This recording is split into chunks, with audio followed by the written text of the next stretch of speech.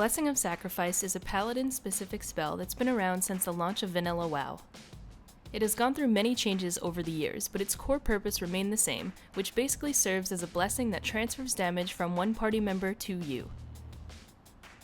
As of patch 7.2.5, Blessing of Sacrifice is only available to Holy and Protection Paladins and reads, places a blessing on the party member, transferring 30% of the amount of damage taken to you for 12 seconds, or until transferred damage would cause you to fall below 20% health. 40-yard range, 1.5 minute cooldown for protection, and 2-minute cooldown for holy. This spell is extremely powerful when used in the right situations, and I get the feeling that paladins don't always utilize this to its full potential. So, let's break it down a little bit. In PvE, this is a really powerful blessing to cast on your tanks when you expect them to take a lot of damage. The 30% damage transfer for 12 seconds is huge, however, you must be wary that you will in turn be taking a lot of damage too. In the past, without monitoring my health, Blessing of Sacrifice has contributed to my paladin dying in combat. With the current spell, the transfer damage stops if you fall below 20% health, but if you're in the middle of a fight where there's a lot of damage flying around, you have to be really careful about monitoring your health. A great way to mitigate some of the damage taken from Blessing of Sacrifice is to cast Divine Protection on yourself. In fact, I use these two spells almost always with each other. If my Divine Protection is not on cooldown, I always immediately cast it right after I throw Blessing of Sacrifice on someone. With its 20% damage reduction for 8 seconds, it greatly helps counter the damage you'll be taking from your sacrifice target.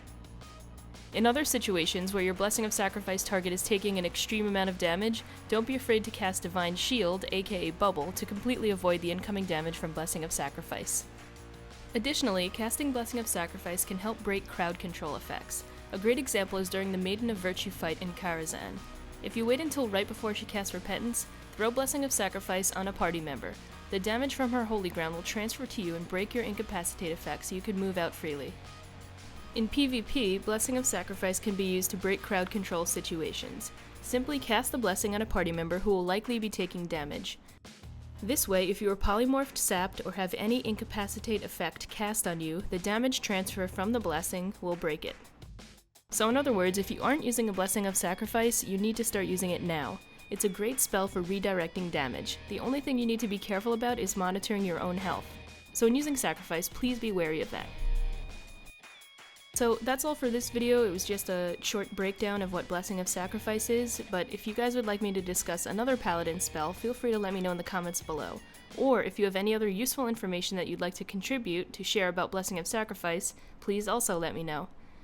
Thanks for tuning in. If you like this video, give it a thumbs up, and if you enjoy my channel, please subscribe to show some support, and I'll see you guys in the next video. Have a nice day.